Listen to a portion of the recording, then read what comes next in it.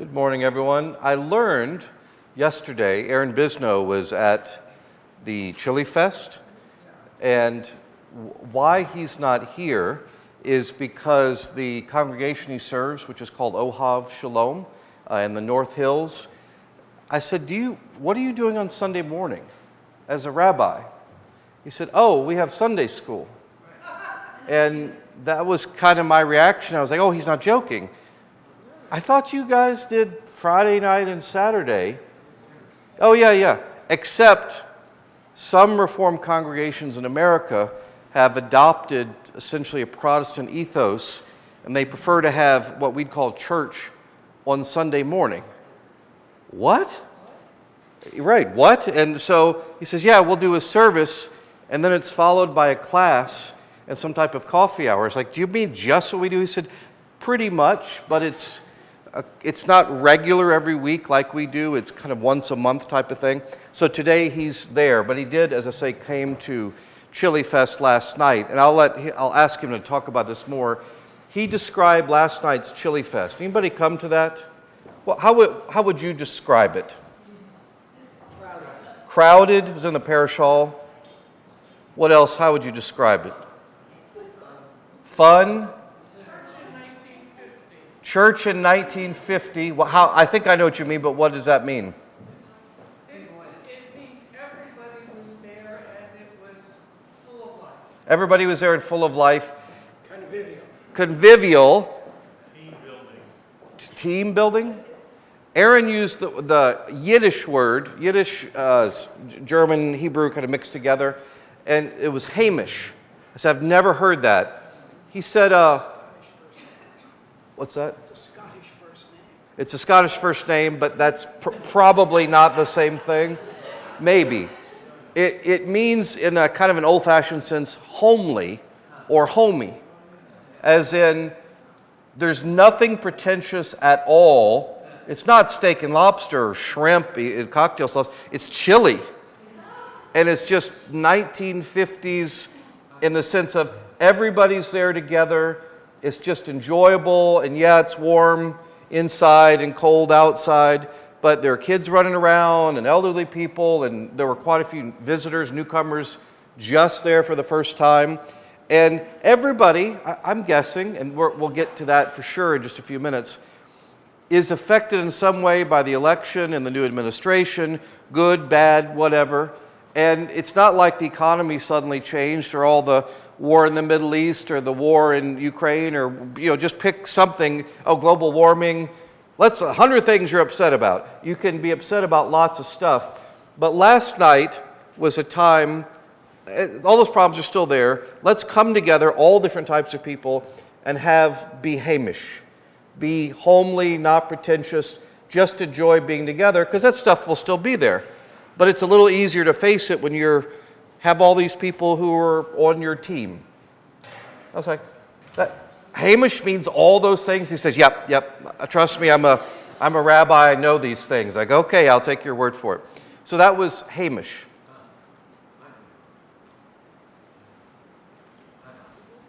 For everything, there is a season and a time for every matter under heaven.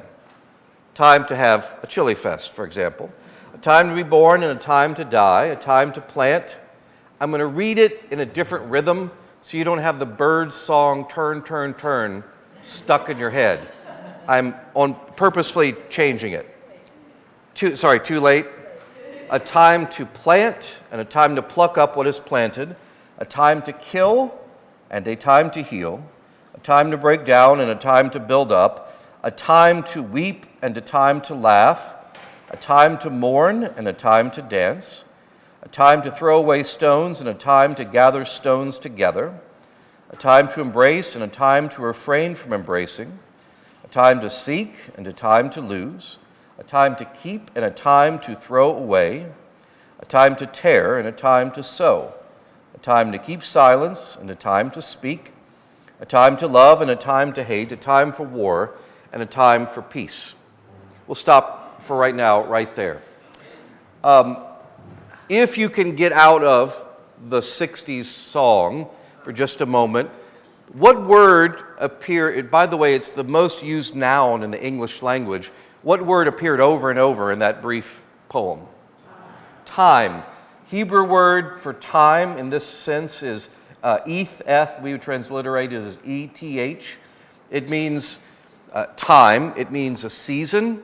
There's probably a even slightly better interpretation of that, an occurrence, an experience, but a season that goes on. In the next Agape, the parish monthly newsletter that will come out 3 weeks or so, I've written an article that's talking about a sabbatical. My next, I've been here 11 years as of a couple days from now. It seems like just yesterday, I joke, I was 6'2" and had no gray hair when I came here, and now look what's happened to me. So the time I write is time for sabbatical, and I'm looking at this as a season of ministry, a season of reflection. Because as it's worked out, this was not planned this way.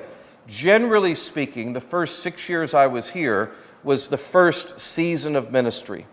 We built on our strengths, we did a lot of good stuff, this happened, that happened, and then that ended when the pandemic started right about 5 years ago. It's like, suddenly everything that we were building, because one day we had tons of people in the parish hall just like last night, and all this energy, and then everything stopped.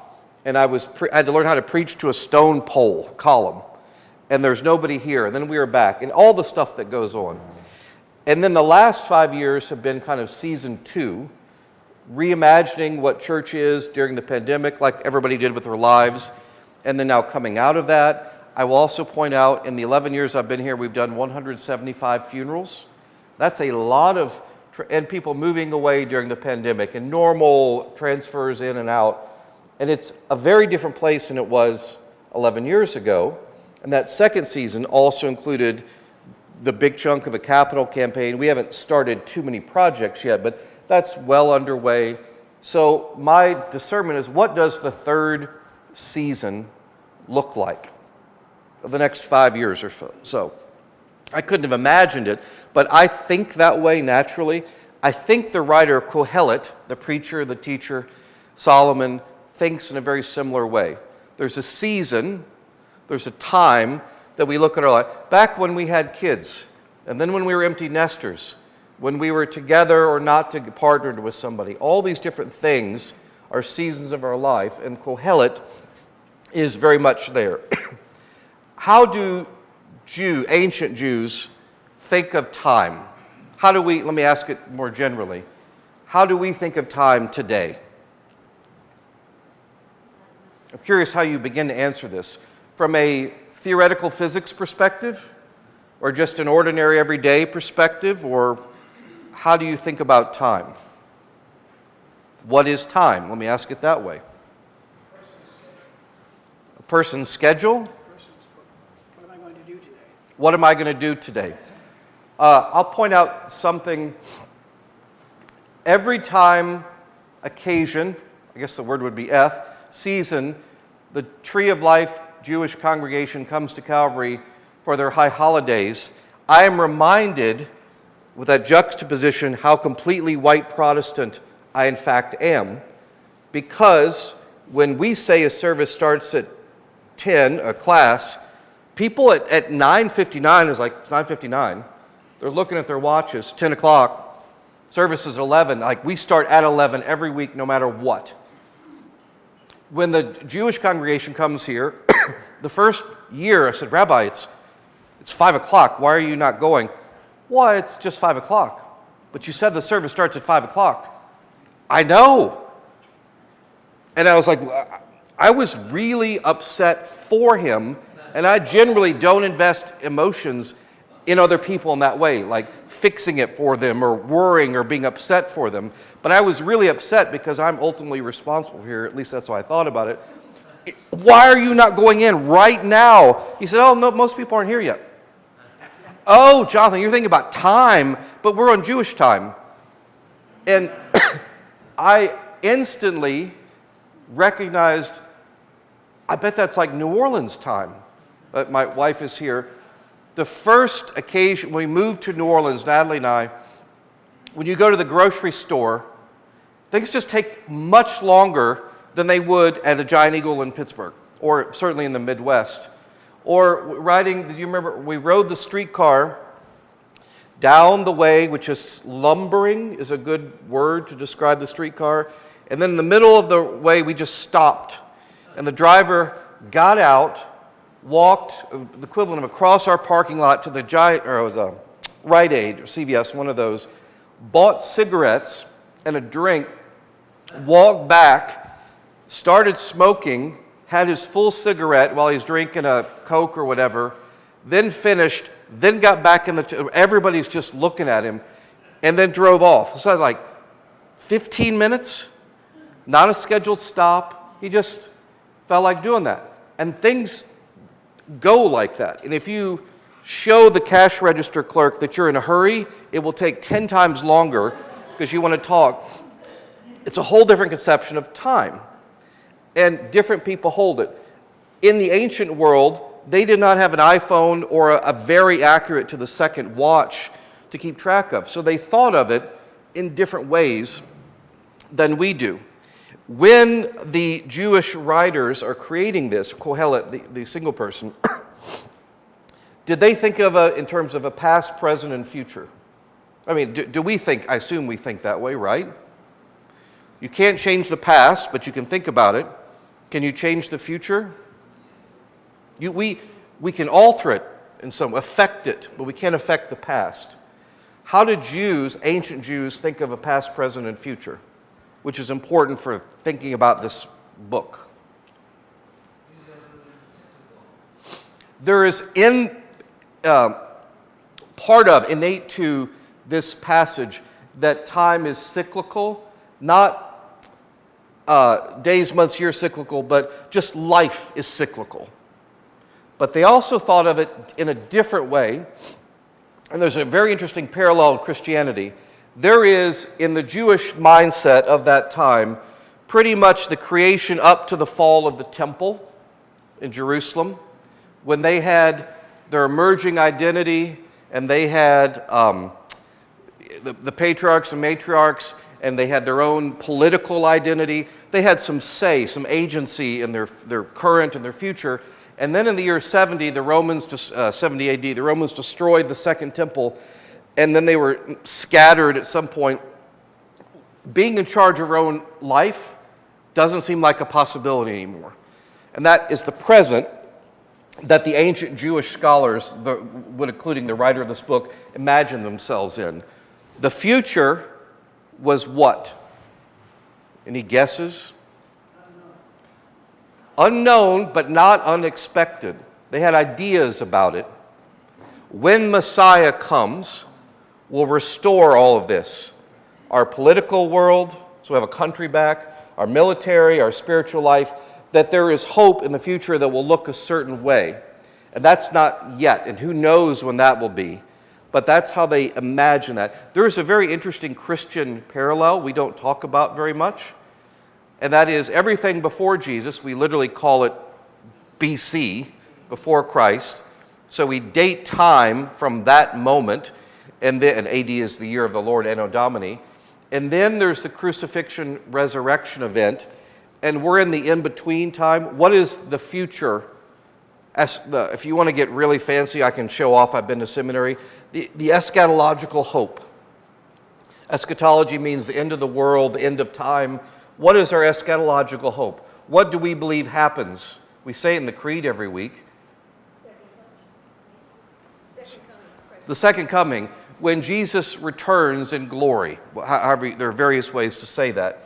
To restore all of creation, to make all of time worth it. To put all this is people, it's not just take all the good people up to heaven. It has nothing to do with that. It has everything to do with everything in creation, the planet, animals, rocks, trees, people. All of it's restored into unity with God and one another. It's a reintegration, if you will, that's going on. That's our understanding, which very closely parallels that Jewish one.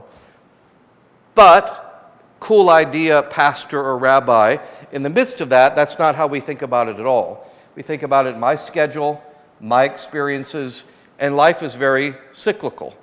And so that all of that is context understood in the word time here.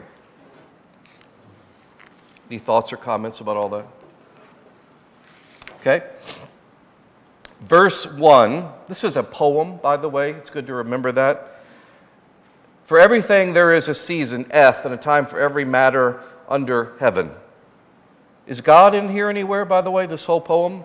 It's also a song. As mentioned, it's also been made into a song, sure. Where's God in this poem? God is not mentioned. It's not articulated, but all, if you think about it, undergirding the whole thing is where God is. And there is a sense of, and I have to say, I don't know, there are various reasons why this is probably the case. I don't like this idea. God is in control. God is in charge. Well, then why are there wars? Why is there a pandemic? Why is there a gazillion other things wrong? This is all part of God's plan. Really? That's the best plan God could come up with? Some people, and I'm not saying this is a horrible thing or a great thing, quite a few people in the history of the world, Jews, Christians, others, think this way, that there's a plan, this happened because, or if you score a touchdown in the National Football League, who should get the glory? God does. That's a nice thing. God gets the glory for this or that. God is really in charge. And I'm not sure I agree with it in the way that most people express. I think in this book, it is undergirded by the sense that in God's time, everything makes sense within a certain context. And some things, or almost everything, is appropriate given that particular context. Sometimes in our life are like this, sometimes are like that, but God is still present all of the time, not controlling what happens all of the time. It's a subtle distinction, but one that is important, I think, to make, because many people I've experienced, usually when something bad happens, a death or whatever, well, it's all part of God's plan. Have you heard this? Do you know this? Do you agree, Judy, do you agree with that? Many years ago, John Bays preached a sermon the Sunday after there was a terrible plane incident at a Catholic church carnival nearby. And the priest from that church said it was God's plan. And John Bays, the very next morning, preached that it was not God's plan. It was a mechanical this, and this is a result of what happened. I've never forgotten that. I've done, it could be very easily one could preach that every week. So it was after a tsunami. Was that part of God's plan? You mean to wipe out all those people and animals and property? I don't necessarily think so at all. Sir?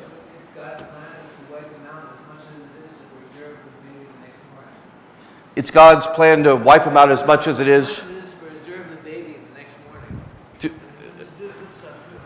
Yeah, the good stuff and the bad stuff. It becomes it's very sketchy, I think, to get too far into that. This writer, Kohelet, is claiming something a little bit different. So wherever you are in life, if you can start to accept certain things, basically the situation, the particulars of your life that you have to deal with, things will go much better for you. Not necessarily easier, but when you can begin to accept, I can control this and that, I can't control these other things, I know this to be true and I've experienced this, but I will be okay because God loves me no matter what, life becomes much easier to deal with. I think that is part of his point in there.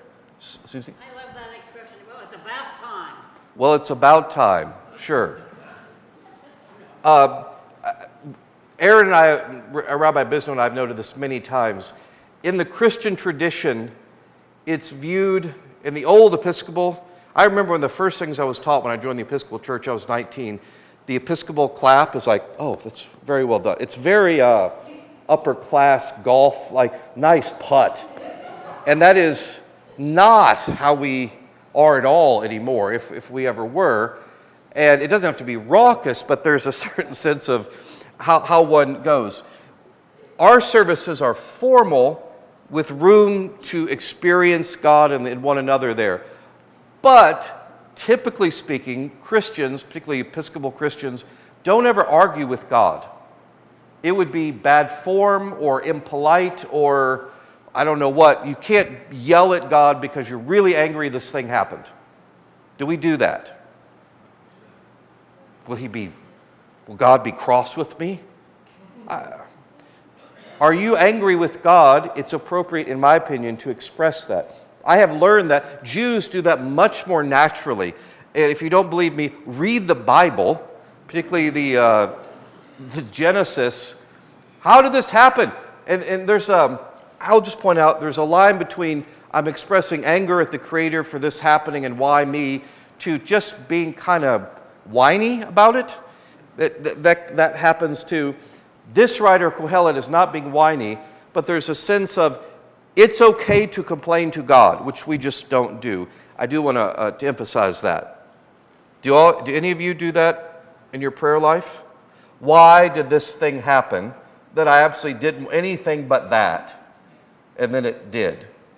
It's totally normal and in fact healthy for you to express that. In mind of Kohelet, the writer, the teacher, the preacher, to hold on to that anger and it drags you down over time and you're not able to be freed from it, so you've created your own prison. The author doesn't use those words, but I think that's part of the idea. So knowing the circumstances in which you're in and accepting them for what they are, trying to change what you can and letting go of what you can't, is going to make your life much calmer than it would be otherwise. No arguments? Allison?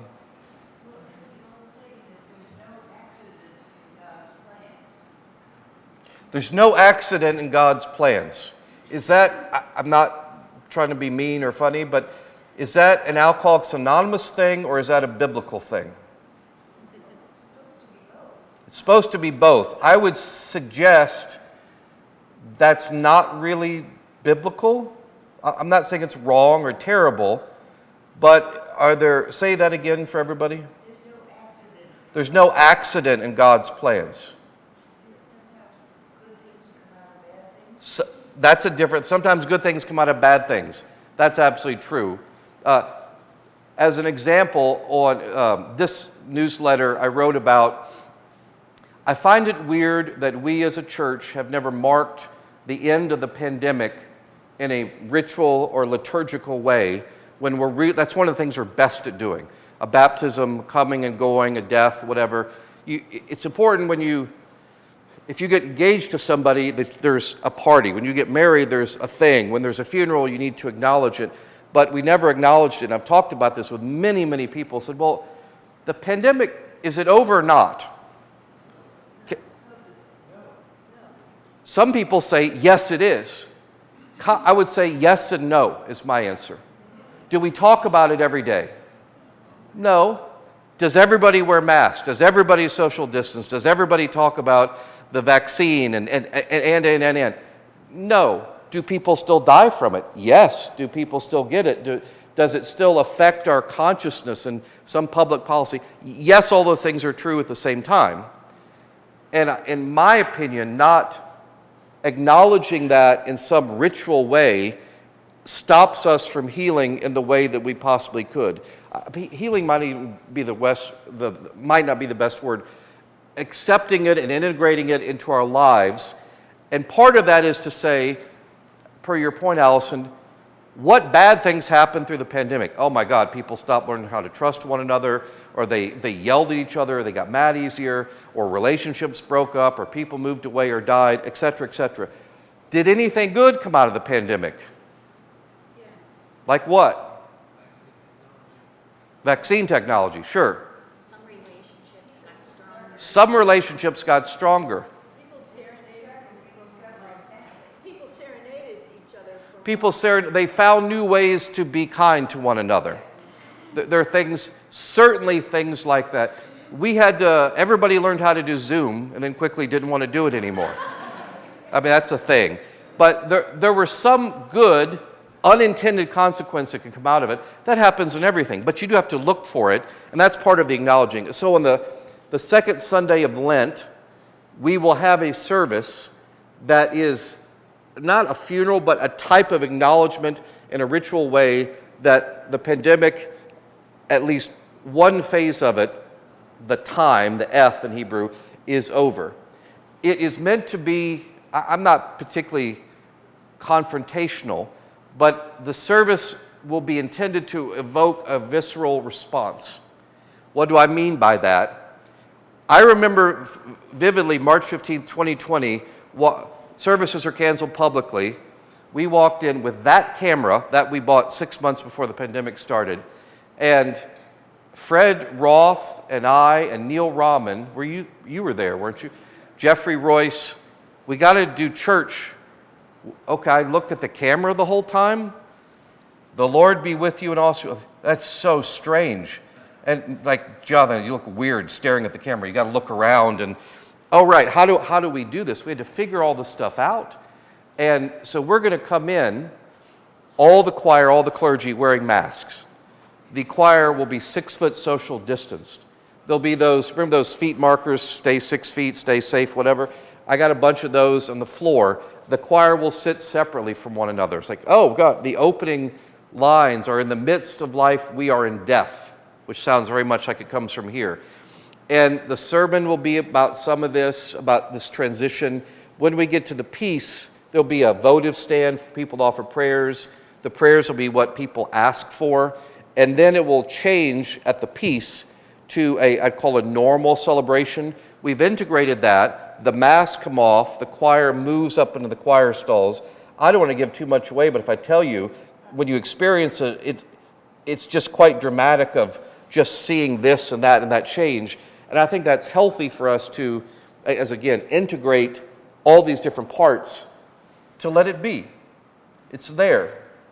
When bad things happen, if we can accept them, integrate them, they're still there. I think very much that's what the writer is saying.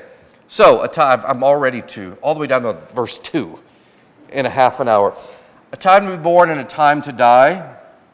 It's not so hard to figure out. A time to plant and a time to pluck up what is planted. If you will, think of all these things in a few different contexts. One is your own personal life, what's going on. A young-ish person I was speaking to last night after Chili Fest, and he said, I'm in a type of period of transition in my life where I really love my job and my career, but I'm not sure I'm supposed to do this job anymore. And it will be, for him, like it is for most people, it's quite a prestigious job for his age. It's a really big deal.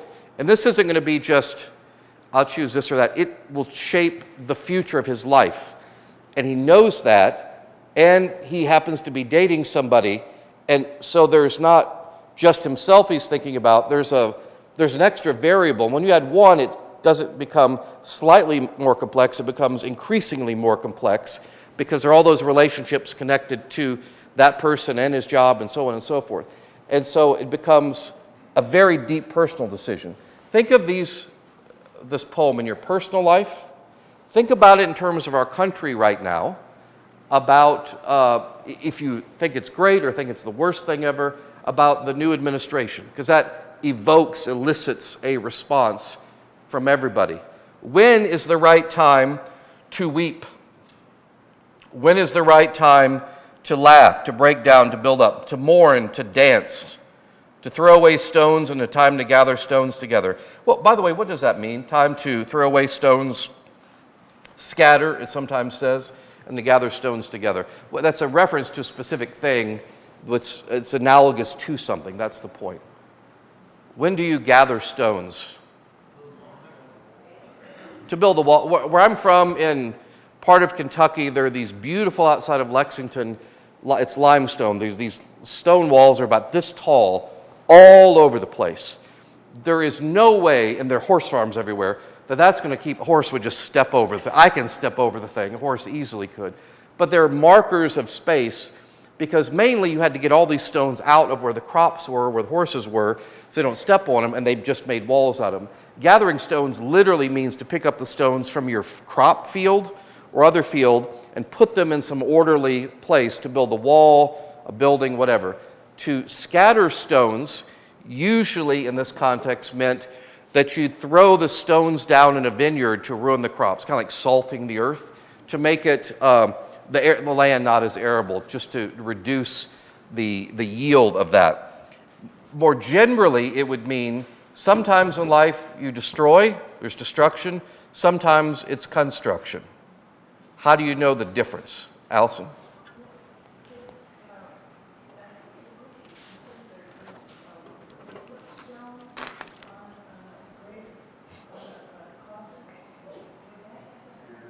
So, she's mentioning in Schindler's List and then just in Jewish life that it is often the case when somebody dies, the person will go up and put a stone on top of the gravestone, whatever. That's simply a marker of memory. That doesn't mean that here, but that is certainly something that people of Jewish custom, religious or otherwise, will do.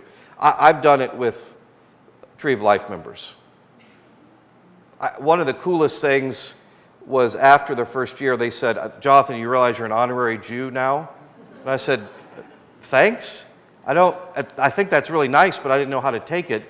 And what does that really mean?" It's like, you're one of us, and so so I learned it's acceptable for, honestly, all of us. How many Jews were here at the Episcopal Chili Fest last night? Anybody guess? 5, because that's totally normal now. But it meant that we could integrate our communities in a new way. Sometimes I think gathering stones means to build up, and other times to scatter stones is to destroy things. Sometimes in our life we have to let things go. It's probably better to scatter stones. Nancy? I forget who the poet was, Robert Frost or somebody, but good fences make good neighbors, but in Connecticut anyway, gather them up, you make a wall, and that separates, and then you scatter them, and you break down walls between. Yeah. Oh, yes, that's a very good point. Sometimes when you gather stones, you make a wall that separates. When you break down a wall, like the Berlin Wall comes to mind, you reunite people. It depends on the context. Are we going to build the wall on the southern border? That gathers, or it could have either one of those functions, depending on your perspective on things. That's what walls do. That's what is built into this particular little example of gathering and scattering stones. A time to embrace and a time to refrain from embracing. I think of multiple personal things. I'm not demonstrably affectionate, but if you're a child or over 70, you're invited to hug me. A few other, it's just not a thing. Sometimes people, Americans, I think this is fair to say, are much more demonstrably affectionate than people in Europe, as a general rule. But something at the same time that is also true, the first time I went to Russia, for example, and Ukraine, people their sense of personal space is very, very different than Americans. Sorry to make you uncomfortable, Judy. If you and I were talking, this is reasonable distance, don't you think? But if I came up right here, that's a little uncomfortable, intimidating. For you, not for me. Oh, not for me, it's intimidating, not for, very well done, very well said. But there's a different sense of space, a time to be affectionate and a time to have a little separation there. That largely depends on cultural context. I need to skip ahead a little bit. A time to love, a time to hate, a time for war, a time for peace. Any thoughts on those, the rest of the poem? Steve? Whose time is it? Oh, there's the, whose time is it? That's the best question. Humankind, or is it my personal time? To whom does this concept of time apply? To whom does this concept of time apply? What do you all think? See, I think it's God's time. It applies, so me, us, people, God's time.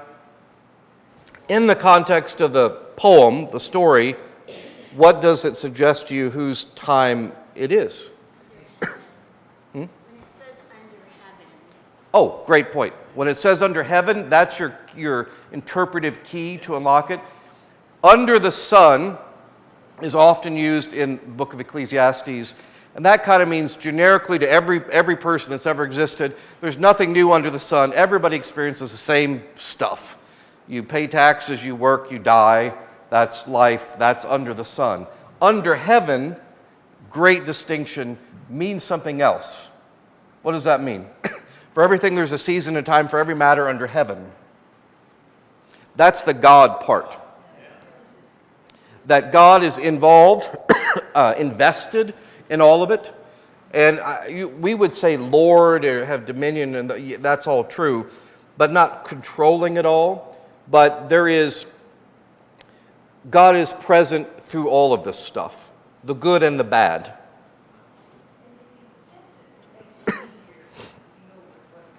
If you accept it, she's saying it, if you accept it, it makes it easier to deal with. I see a therapist, psychiatrist, is any other people like that here? I see lawyers and so on. Is it true that if you accept it, it makes things easier?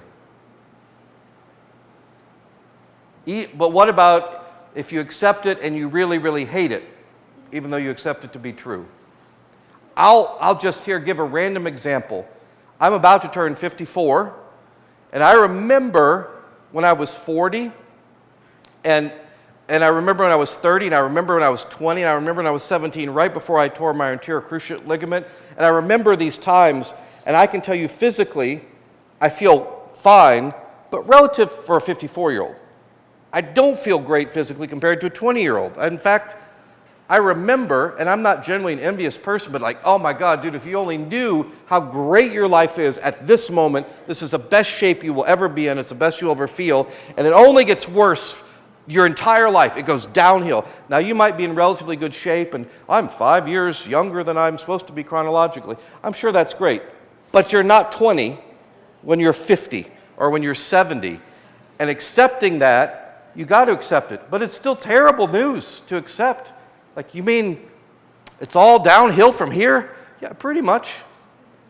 It's the built in. I had this long thing I was going to talk about entropy. There is a sense of second law of thermodynamics that over time entropy increases, disorder increases. Now, within that, you might say, without expanding or furthering entropy, more disorder in the universe, probably life wouldn't have existed, because you need that for life to emerge. But, and you could say creativity emerges from that. There's more room for things to happen. But at the same time, built in is my body is self-destructing through, I just forgot, not oxidize it. What am I trying to say here? What's that? your body is attrition. By attrition, what is right? The body using oxygen is killing itself over a long term, why we need antioxidants, and everything breaks down. That's just the way it works, sadly. And everything in the universe is experiencing that. It doesn't mean the end of the world, because matter will be just transformed into something else. And none of these things, by the way, are antithetical to Christian faith. It's just a different way of looking at it. You could say, and I had a 15-minute little insertion to add in there, that everything, we talk about the Big Bang and growing entropy, that the creation story is very much consistent with all of that. It gets orders of magnitude of new things emerging, and it gets more complex, but then there's more to break down. That's the way the world seems to work. But you don't have to go quietly, but you still got to go. That's the message. And accepting that, and you could say that's one of the, within certainly any faith, Christian faith, assuredly, seeking to address that question of everything is breaking down, everyone dies, what meaning is there if that is the case for every part of creation? And that, remember, is what Kohelet, the writer, the teacher, the preacher, is talking about. So where is their hope? There's nothing new under the sun. This happens and we all die. I guess if we should at least enjoy a good meal and enjoy friends and some of those things, that's in there. He'll get to more in a bit. But right now is, Allison, you said it well, if you can accept the things that you can't change, that's a 12-step thing, serenity prayer. It's basically the same thing. Accept those things you can't change.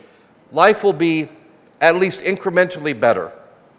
It's not overwhelming good news. Like you didn't just win the lottery or like, I'll take this pill and get magically 10 years younger. It's not that great. But accepting those things, your life will be better than it would without that. And that's the wisdom learned from this. Yes?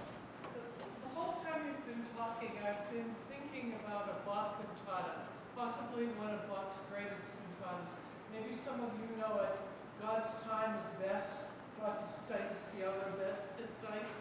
And that first chorus, God's time is best. In Him we live, we move, we have our being, and we die according to His will. I'm thinking of how, on the one hand, that is sort of so obnoxious to say to someone at a death, well, it was God's will. But on the other hand, the frame that your whole ball of wax, your beginning, your middle, your ending, is in that frame of God's time. That's not what it is. Your beginning, your middle, your ending is in the frame of God's time. I would suggest that's precisely what this is saying. Under heaven is God's time. Doesn't mean God controls it all. And like, look, you're doing pretty well, but bam, this is your time, you're out. That's not what this is. But in the glorious vision that God has for all of creation, that you've been loved, supported, immersed in the divinity from the moment you were created until the moment you cease to exist.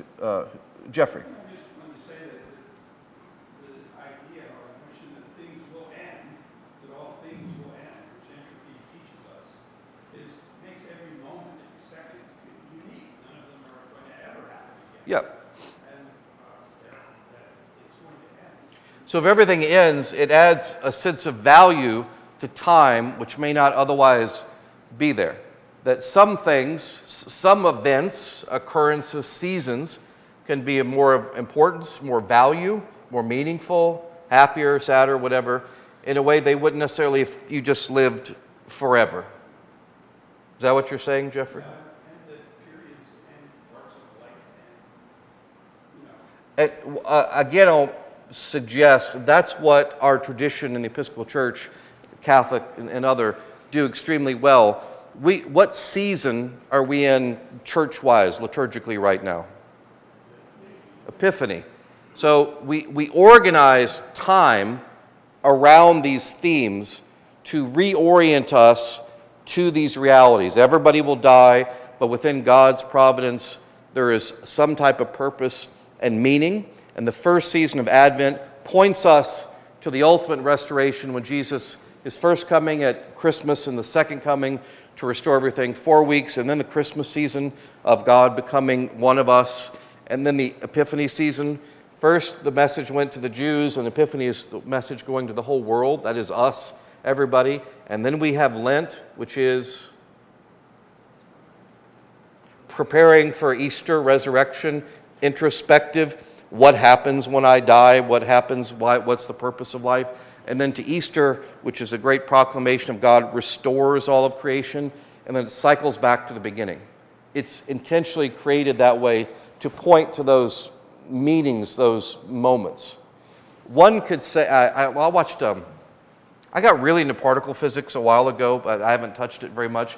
But I thought about it a lot this week of how we conceptualize space and time. And humans experience time as essentially like watching a movie, and frames of each movie is a moment. That's maybe not necessarily how a scientist would describe time, but it's how we experience it. And these moments become the valuable times, the moments that matter. The birth of this child, the death of this friend, this chili fest that happened was a wonderful moment in time that gives meaning to the other moments that seem like garbage or seem mundane or just sitting around waiting. I always think of waiting for Godot. I think I mentioned that last time.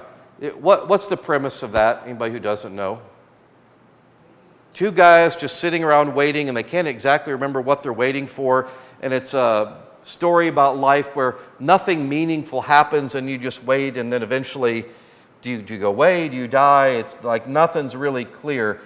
And the Christian story says, yes, that's actually how life is, except there is still meaning in the midst of that, in the moment to moment, which is this author suggesting, and then in the big picture of things, the Christian vision, there is meaning to it all still, in your life and then in all of creation. And so it's a way of looking at all that and putting into context. It's the same story, the same life, but looked at in a different way. You could say you put on, if you have bad vision, you put on corrective lenses, glasses for the first time. It's like, oh, I can read the clock now. Things make more sense. I can see. That's the basic idea of that.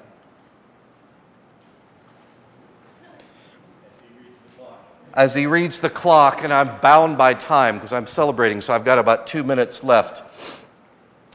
He keeps going. I'm skipping down to verse 16. Moreover, I saw under the sun, so not under heaven, back to the kind of human scale, that in the place of justice, wickedness was there, in the place of righteousness, wickedness was there and well.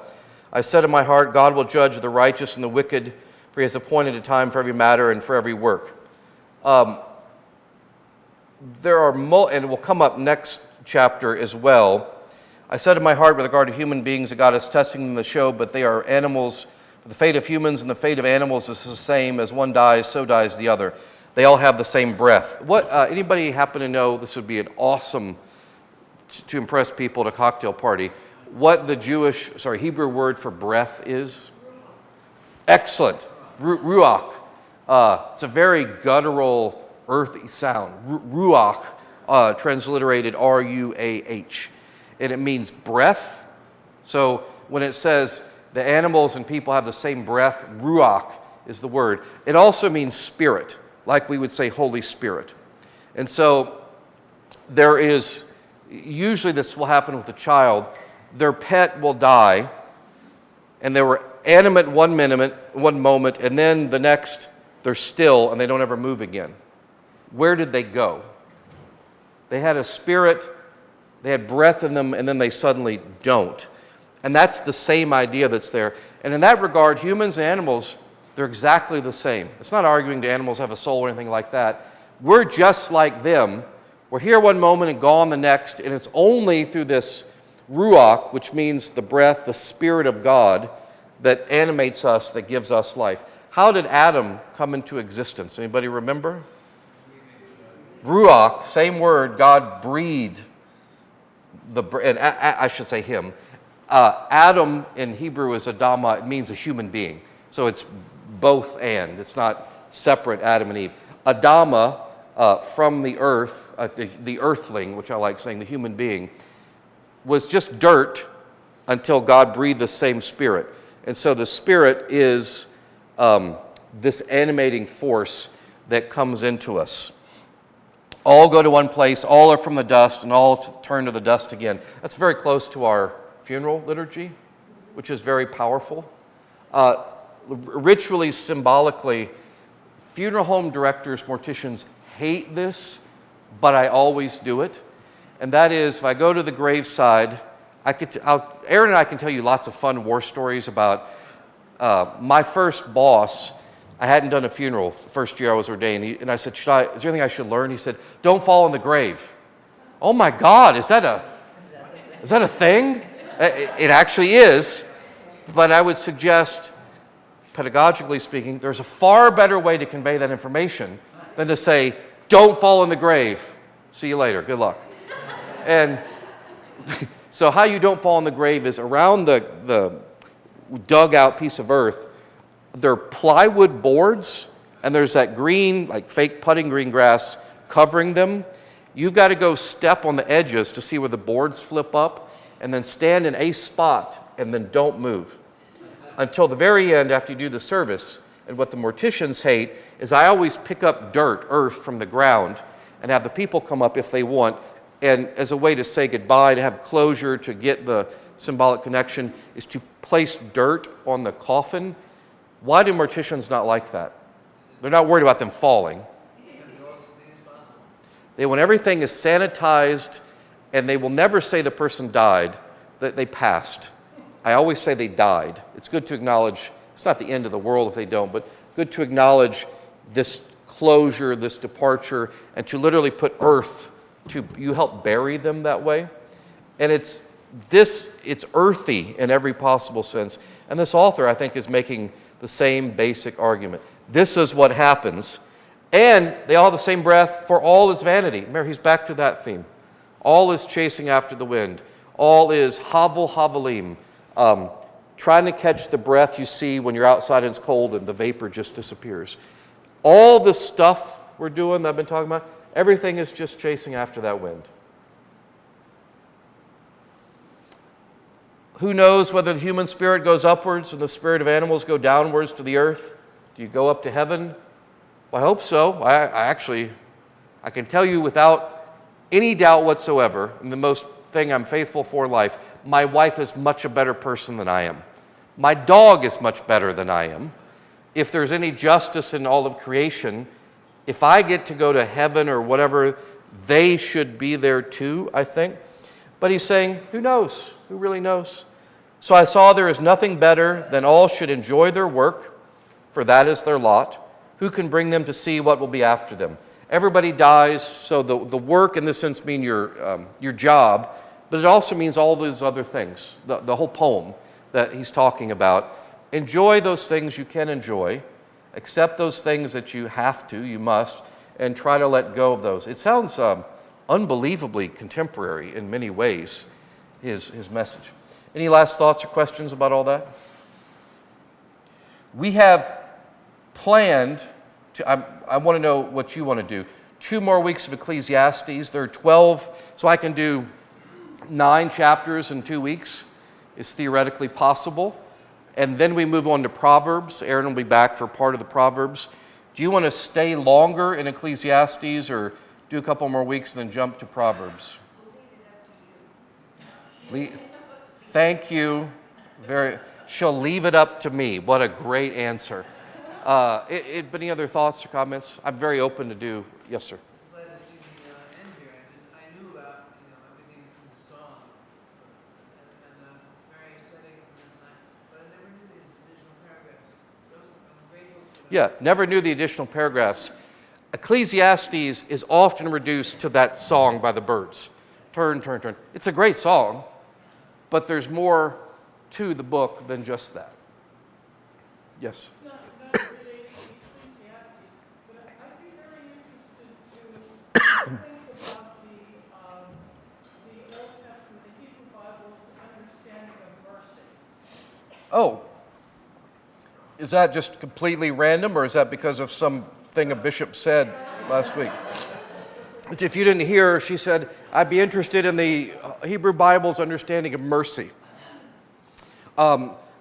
We can, if you want, next week, take some time to talk about the Bishop of Washington's sermon and the reaction to it, if you'd like.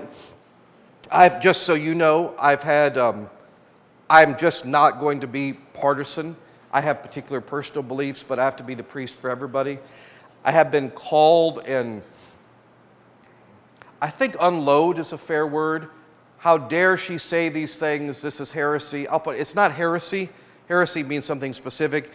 You can have an opinion, but I will say if you like it or don't like it, I want everybody to encourage everybody to tone down. If you don't like somebody, they're not a Nazi. Let's just say that. And they're not the worst thing ever, no matter what you believe. But if you want, I'm happy to talk about that next week. 15 minutes or discuss that. I've had several people call and say how horrible it is, and probably twice as many email or call and say how wonderful it is. So happy to talk about that if you want to. You decide next week. I'm easy to go with the flow with that. Thought a lot about it. I was going to ask you today to mention something. So next week, just to let it sit a little bit more, email me stuff if you want, and if you want to, we'll talk about it.